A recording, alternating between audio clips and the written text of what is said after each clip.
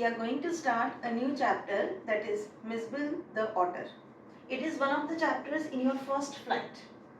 Okay, so Misbil. Misbil here is the name of an otter.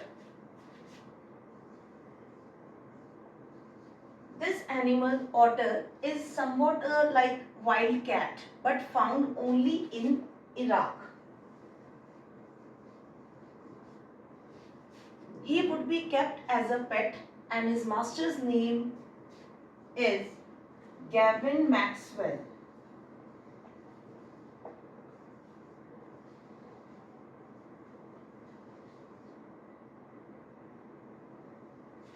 Okay, तो जब कहानी शुरू होती है कुछ ऐसे है कि राइटर जो है मैक्सवेल, इसका ऑलरेडी एक पेट होता है जिसका नाम है जॉनी. जॉनी एक डॉग होता है, बट एनी हाउ उसकी डेथ हो जाती है और मैक्सवेल सोचता है कि अब इस बार मैं डॉग एक पेट नहीं रखूंगा. तो उसके दिमाग में कहीं से आइडिया आता है कि he would go with an otter, और वो वैसे ही कैजुअली अपने दोस्त के साथ ये बात करता है कि what if I could keep an otter as a pet, और फ्रेंड भी उसका कैजुअली रिप्लाई करता है कि यस यू शुड गो, और साथ ही साथ उसको ये सजेशन भी देता है, उसको ये भी एडवाइस करता है कि ये जो ऑटर है ना ये इराक में मिलते हैं. इराक के बासरा में टाइग्रिस मार्शेस है,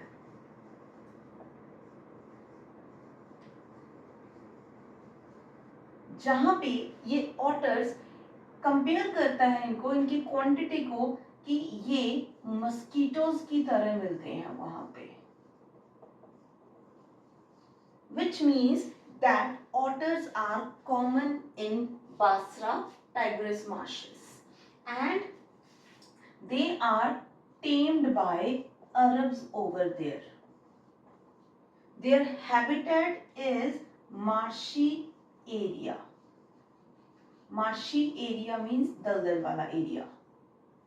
ठीक है, तो ये जो मैंने आपको डिस्क्रिप्शन दी ये आपके चैप्टर के फर्स्ट पैरा में शुरू हो रही है, जहां पे राइटर ने बताया है कि early in the new year of 1956 I travel to southern Iraq.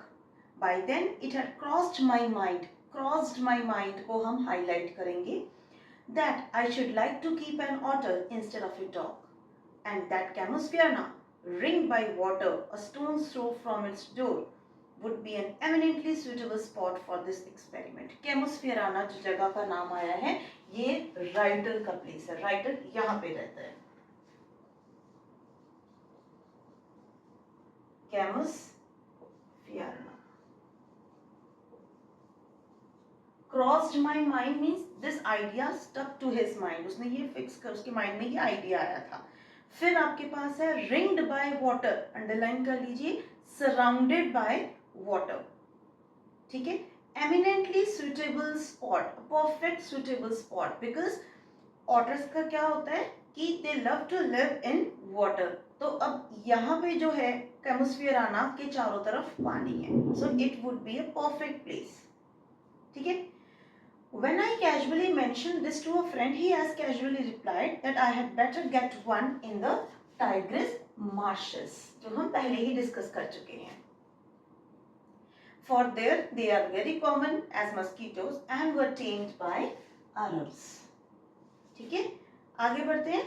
Now, अब वो जा रहे हैं बासरा जो इराक में है, वो वहां जा रहे हैं टू द कंसुलेट जनरल. वहां पे उनको कोई काम है, कंसुलेट जनरल ऑफिस है, तो उनको वहां जाना है. किस लिए जाना है, बहुत इंपॉर्टेंट है, to collect and answer a mail from Europe. उनकी एक मेल आनी है दोनों की, राइटर और उसके फ्रेंड की. At the consulate general we would found that my friend's mail had arrived but that mine had not. Writer की मेल नहीं आई जबकि उसके फ्रेंड की मेल आ गई. I cabled to England. Cabled means called. यहाँ पे कॉल की बात हो रही है. I cabled to England and when 3 days later nothing had happened, I tried to telephone. मैं किया था, मैसेज किया था पहले टेलीग्राफ के through. Cabled. The call had to be booked 24 hours in advance. As ये जो स्टोरी है ये 1956 के सेटअप में है, तो उन दिनों में आप जैसे हम आज मोबाइल्स यूज कर रहे हैं या टेलीफोन्स यूज होते हैं, वैसा कुछ भी नहीं था. The call has to be booked 24 hours in advance. तो उसने भी वही किया.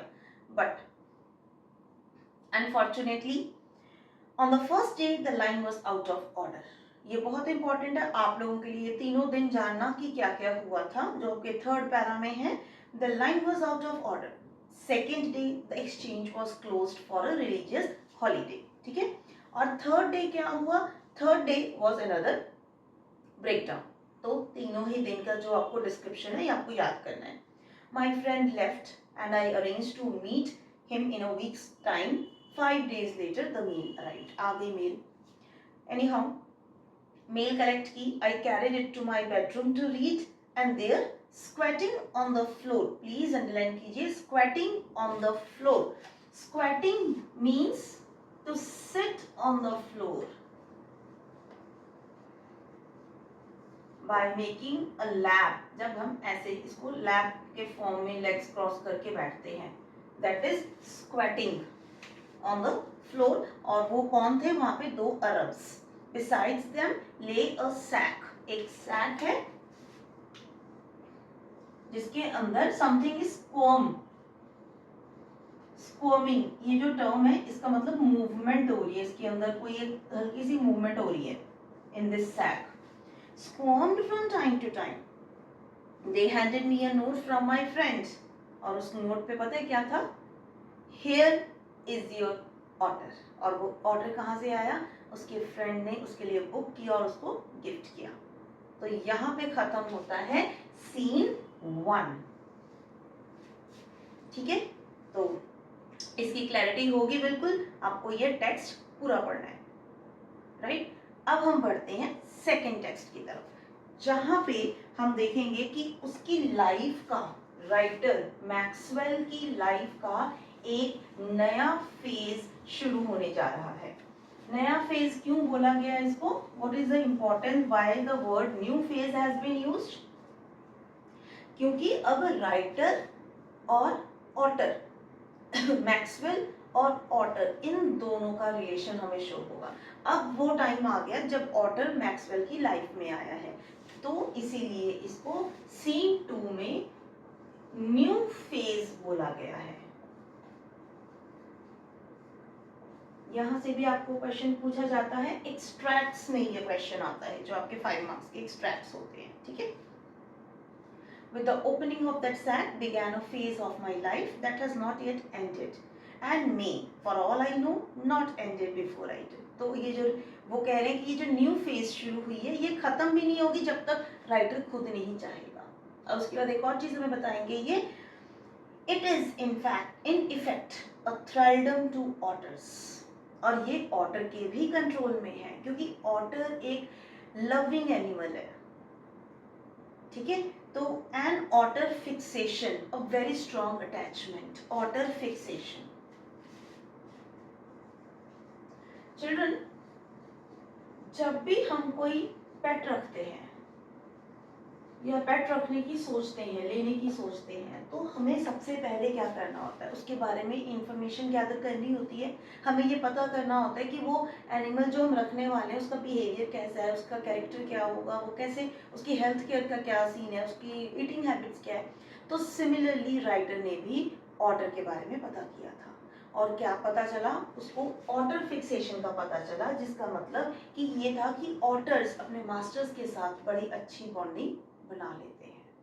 तो इसीलिए फर्स्ट पैरा सीन 2 में जो लाइन है ना उसको बहुत ध्यान से समझिए. जब वो कह रहे हैं कि a phase of my life has not ended at, right, and may for all I know not and before I do. It is in effect a thraldom to otters. Thraldom meaning being under control of, and otter fixation, a very strong attachment that I have since found to be shared by most of the people who have ever owned by one. लोगों के experience से मुझे ये जो otter fixation है इसके बारे में पता चला. क्लियर है? आगे बढ़ते हैं. अब देखते हैं उन दोनों का क्या एक्सपीरियंस रहा. The creature that emerged from the sack onto the spacious tiled floor of the consulate room resembled most of all a very small medievally conceived dragon. अब हमें इसकी ऑर्डर की डिस्क्रिप्शन दी गई है, उसकी फिजिकल अपीयरेंस बताई गई है। तो कंसुलेट रूम, वहाँ पे रिसेप्शन से उन्होंने अपना वो लिया, मेल ली, अपने रूम में गए। कंसुलेट रूम में ऊपर कंसुलेट उसमें होटल में कंसुलेट ऑफिस में उनको जो है रूम्स में मिले। तो वहाँ पे वो जब गया तो उसने सैक खोली, सैक खोलते ही जो क्रिएचर निकला उसकी डिस्क्रिप्शन दी गई है, that is looked like medievally conceived dragon. Means एक मिडिल एज में जब हम जाएं तो उसमें देखते हैं कि ड्रैगन जैसा दिखता है। From the head to the tip, सारी बॉडी जो है he was coated with symmetrical pointed scales, जैसा आप पिक्चर में देख पा रहे हो यहाँ पे, सिमेट्रिकल पॉइंटेड स्केल्स कुछ इस तरीके के, एक ही तरफ, ठीक है। Mud armour, with mud armour, that is mud armour क्या है? अब ये जो एनिमल है हमने पढ़ा मार्शी एरियाज में रहते हैं, जिसके कारण इनकी बॉडी में बहुत ज्यादा मड होगी, तो ये मड आर्मर है, covered of mud, right. Between whose tips, अब इसके बीच में यहाँ पे से हम ध्यान से देखें क्या दिखता है कि a velvet, soft velvet fur like that of a chocolate brown mole, chocolate brown mole दिखता है वो। इसको अगर हम स्पाइन्स के यहाँ से देखने की कोशिश करते हैं तो उसकी बॉडी का कलर हमें बताया गया है chocolate brown.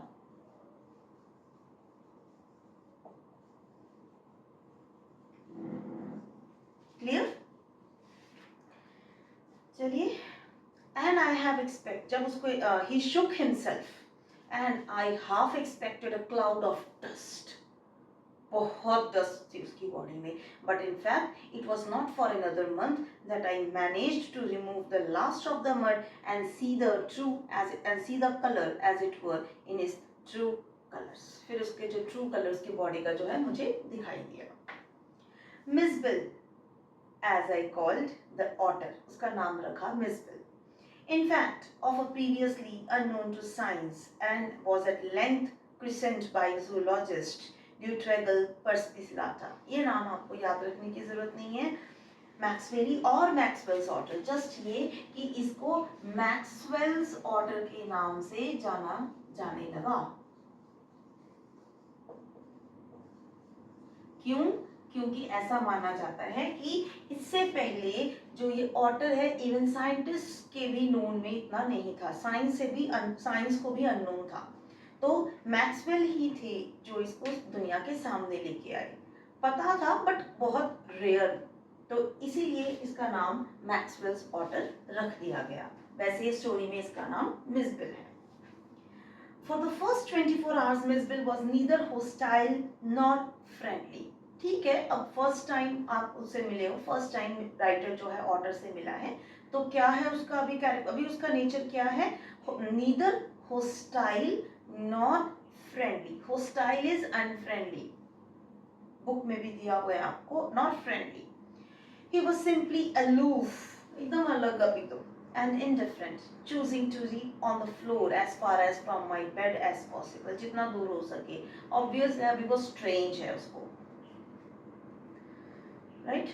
The second night, Miss Bill came onto my bed in the small hours and remained asleep in the crook of my knees until a servant brought tea in the morning, and during the day he began to lose his stealthy and take a much too keen interest in his surroundings.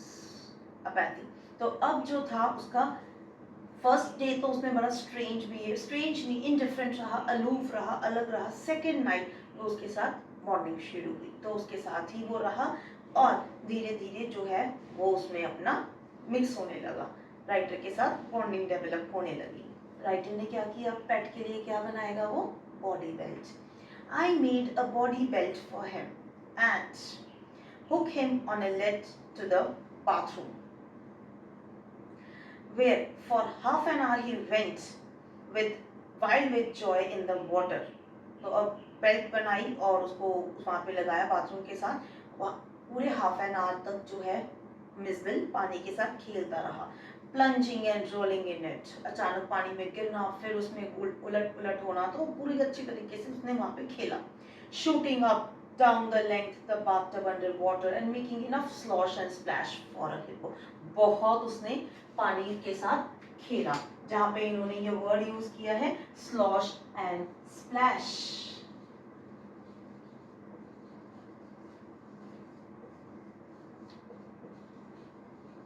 मतलब पानी के साथ वो उछल उछल कर खेल रहा है.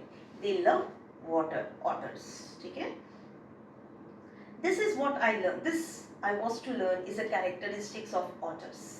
Every drop of water must so to speak. So to speak. अब water तो बोलेगा नहीं, लेकिन यहाँ पे personified किया गया है ये बताने के लिए कि every drop of water must speak means it should have movement, extended and spread out, spread about the slates.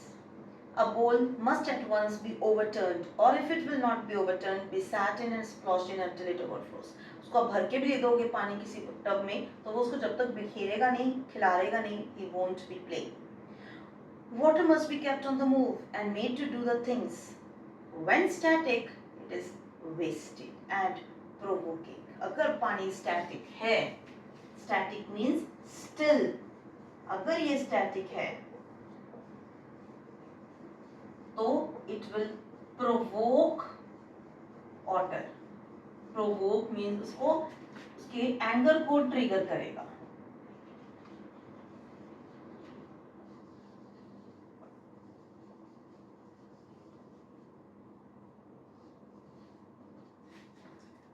ठीक है. He needs flowing water. तो जो इन्होंने यूज किया है every drop of water to speak. आगे बढ़ते हैं. 2 days later, Miss Bill escaped from my bedroom as I entered it, and I turned to see his tail disappearing round the bend of the corridor that led to the bathroom. अब वो room से निकलकर 2 दिन बाद देखा उसने कि वो चला गया बाथरूम के अंदर. By the time I got there, he was up to the end of the bathtub and fumbling at the chromium taps with his paws. तो राइटर क्या देखता है वहां जाके?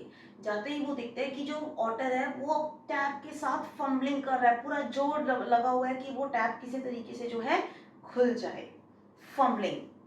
ठीक है. Let you underline this. Fumbling at the chromium taps. I watched, क्योंकि question यहाँ पे पूछते हैं कि what did writer see in the bathroom.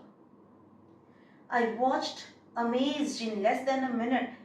He had turned the tap far enough to produce a trickle of water. Trickle of water को underline कीजिए कि उसने वो टैप खोल ली, पानी आने लग गया. And after a moment or two, achieve the full flow. और पानी पूरा तेज उसने खोल लिया. Very soon, Miss would follow me without a lead and come to me when I called his name. और अब इतनी अच्छी बॉन्डिंग होगी कि जैसे ही राइटर उसको मिस कहता तो वो उसके पास भागा दौड़ा आता. He spent most of his time in play. इस ये पूरा पैरा इंपॉर्टेंट है. वो क्या करता था, ऑर्डर की क्या एक्टिविटीज थी, ये है. He spent most of his time in play. He spent hours shuffling a rubber ball round the room like a 4-footed soccer player using all 4 feet to dribble the ball, and he could also throw it with a powerful flick of the neck to a surprising height and distance. तो वो जैसे soccer खेलते हैं ball के साथ, पूरे अच्छे से पूरी मस्ती से खेलता है. ठीक है. ये एक दूसरा. But the real play of an otter is when he lies on his back and juggles with small objects between his paws. जब वो लेट जाता है, बॉल को लेके हाथ में वो जगलिंग, जैसे एक वो बॉल उछालते हैं, जगलिंग करता है, तो वो उसकी फेवरेट एक्टिविटी बन जाती है. बहुत उसको मजा आता है. Marbles were Miss favorite toys. उसके favorite toys थे marbles. For his pastime, he would lie on his back, rolling 2 or more of them up and down his wide flat belly without ever dropping one to the floor. belly पे रख के वो ball उसको खेलता रहता marbles के साथ, और एक भी बॉल गिरने नहीं देता था. तो ये जो है उसकी एक्टिविटीज थी जो वो गेम्स खेलता था. ये जो आपके सेकंड सीन का लास्ट पैरा है, यहाँ पे उसकी एक्टिविटीज बताई गई हैं. वो घंटों खेलता रहता था बॉल्स के साथ. ठीक है. सेकंड बताया है कि उसको जो जगलिंग करता था बॉल के साथ. थर्ड है मार्बल्स उसके फेवरेट टॉयज थे. राइट. तो ये हुए हमारे सीन 1 एंड सीन 2. अब इसके बाद हम दूसरी वीडियो में मिलेंगे सीन 3 और 4 के साथ, जहाँ पे हम देखेंगे कि मिस बिल को अब राइटर वापस अपने घर लेके जा रहा है। घर कहाँ? जहाँ वो राइटर खुद रहता है, क्योंकि कंसुलेट जनरल के यहाँ तो हो गया, अब उनको जाना है। लेकिन क्या वो स्मूथली जाएंगे? क्या वहां पे कोई प्रॉब्लम आएगी? क्या वो अपने घर सेफली पहुंच पाएंगे? अगर पहुंच पाएंगे तो वहां क्या होने वाला है? क्या वहां के लोगों ने पहले कभी ऑटर देखा है? क्या लोग ऑटर को एक्सेप्ट करेंगे? ऐसे बहुत सारे क्वेश्चंस के आंसर्स लेके हम मिलेंगे दूसरी वीडियो में। Stay tuned, bye.